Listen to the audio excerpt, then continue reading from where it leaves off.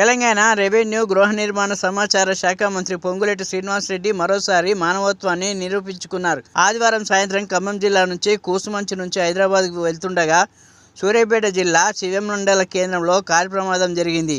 ఈ ఘటనలో ద్విచక్ర వాహనంపై ప్రయాణిస్తున్న వాహనదారుడికి తీవ్ర గాయాలయ్యాయి. ఘటనను గమనించిన మంత్రి పొంగులేటి తన కాన్వాయ్ నాపి తన కాన్వాయ్లోని ఒక వాహనంలో బాధితుడిని స్థానిక ఆసుపత్రికి తరలించారు. ఈ సందర్భంగా మంత్రి పొంగులేటికి స్థానిక ప్రజల బాధిత కుటుంబ సభ్యులు కృతజ్ఞత తెలిపారు.